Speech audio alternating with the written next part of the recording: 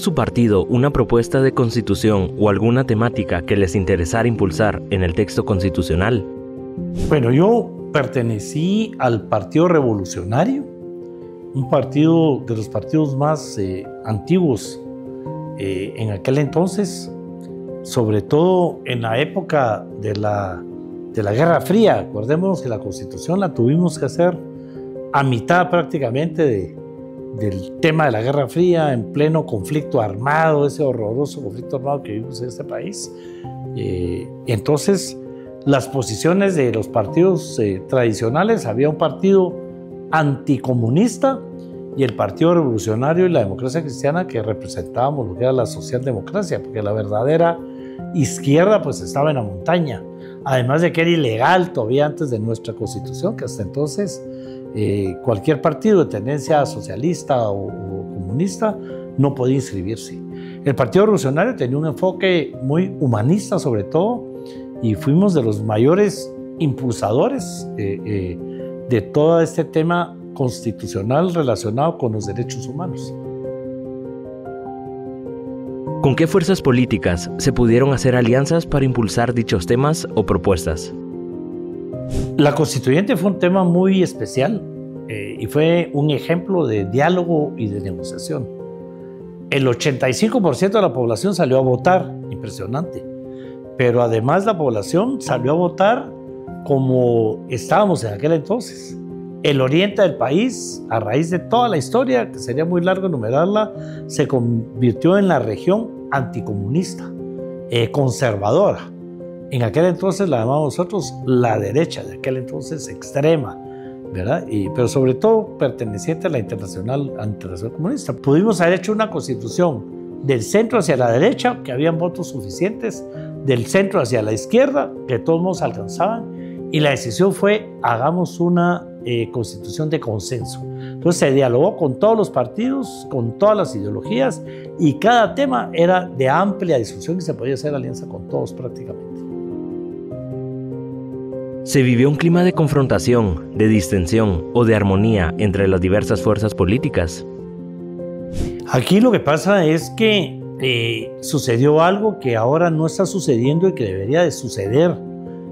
Realmente la clase política de ese país debería de recordarse cómo Guatemala estuvo durante mucho tiempo dirigido por gobiernos que tenían a la cabeza un militar. Se hablaba de fraudes electorales para llegar al poder, mezclando lo que era el conflicto armado, esa pavorosa guerra interna que tuvimos, con gobernar.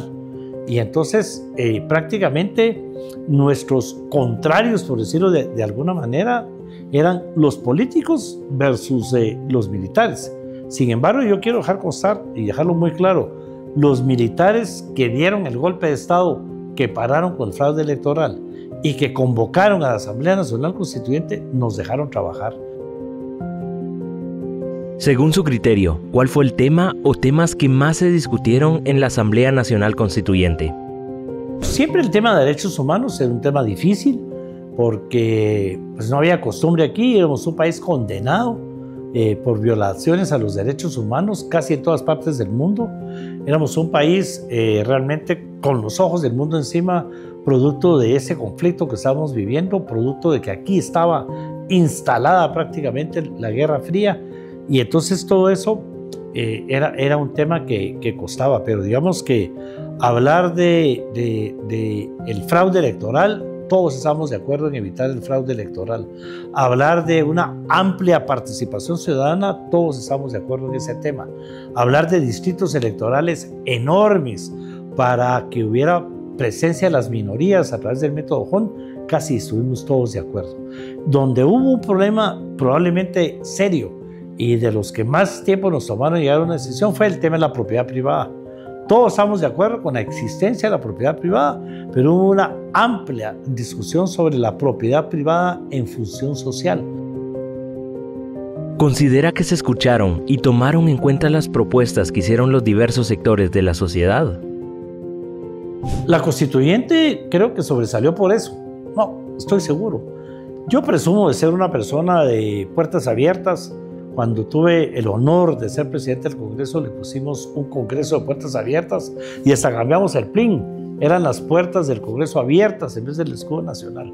Pero viene de ahí, de esa enseñanza de la Asamblea Nacional Constituyente. La Asamblea Nacional Constituyente abrió las puertas a todos los sectores de la población, se recibió a todos los sectores, todo el mundo fue escuchado, todo el mundo llevaba sus propuestas, hubo mucha colaboración de sectores importantísimos, el Colegio de Abogados que presidía Balcells Tojo, la prensa sobre todo, en fin, tuvimos mucha colaboración porque los expertos llegaban a hablarnos del tema. ¿Considera que hubo presiones de los poderes fácticos, sector privado o militar, para abordar ciertos temas? Yo de verdad sigo dando un ejemplo que la gente no nos lo cree. Por ejemplo, el Partido Revolucionario estuvo a punto de desaparecer. Había una presión muy grande para que los partidos que habían sido responsables, digámoslo así, de los gobiernos anteriores a la Constitución, al golpe de Estado, desaparecieran. Sin embargo, se pudo platicar con los sectores poderosos, especialmente con los militares que habían tomado el poder y decirles, miren, que no desaparezcan estos partidos porque ideológicamente son muy fuertes y es lo que necesita este país. Prohibamos que participen los que habían estado en esos gobiernos, que los comités ejecutivos sean de gente que nunca haya estado en el gobierno, y eso por el contrario. Hubo un apoyo total de quienes en aquel entonces estaban al frente del país, incluso para invitar a quienes estaban en el exilio, a los socialistas del exilio, para que fueran parte de la Constituyente.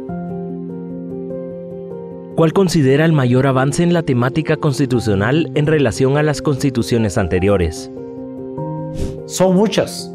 Primero, nosotros presumimos que esta Constitución tiene un respaldo enorme porque el 85% de la población salió a votar.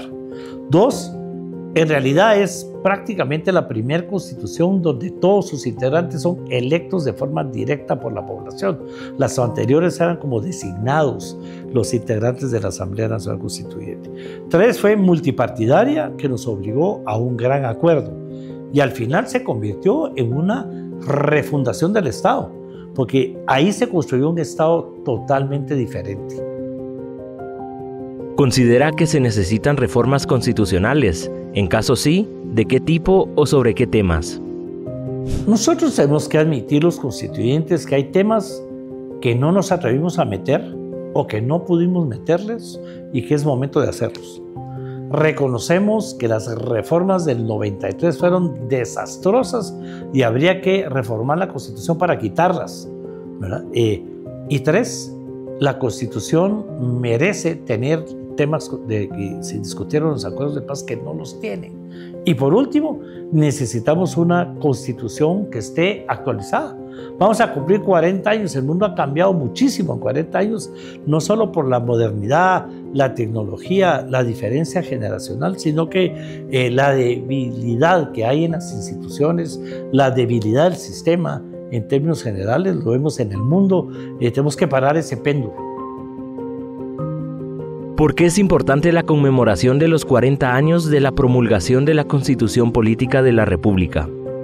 Hay un tema importantísimo y los constituyentes estamos muy conscientes, estamos trabajando en ese tema. Ojalá logremos hacer algo y de repente en el corto plazo. Urge la reforma constitucional en el tema justicia. No podemos seguir eligiendo a nuestros funcionarios del organismo judicial de la forma en que lo estamos haciendo. Se acabó ya la ley de comisiones de postulación, topó. Tenemos que hacer algo de más largo plazo, algo totalmente diferente, y eso es responsabilidad de los constituyentes porque el resto de partidos políticos nunca lo van a hacer y no se van a poner de acuerdo. Es un llamado a mis compañeros y compañeras constituyentes para que nos atrevamos a presentar lo que hemos venido discutiendo y hemos venido haciendo que sea sentido. Porque de nada sirve esta lucha contra la corrupción en el organismo ejecutivo, en los proveedores del Estado, si al llegar al organismo judicial quedan libres o los juicios se tardan muchísimo y gente inocente también pasa muchísimo tiempo en la cárcel. O sea, el sistema de justicia no permite que ataquemos la corrupción como debería ser. Y el organismo legislativo también ha cometido un grave error, y es que los políticos hemos judicializado todo. Se pierde una votación, se mete un amparo, se mete una demanda, una denuncia, simplemente no nos ponemos de acuerdo, se vuelve a meter una denuncia, se vuelve a meter un amparo. Entonces, esa judicialización de lo político, la judicialización de la academia, la judicialización de casi todo lo que metimos en la Constitución, lo tenemos que cambiar con estas reformas en el sector justicia. Tenemos que cambiar indiscutiblemente la forma de elegir. Aunque no hagamos ninguna otra reforma, esa es urgente y necesaria.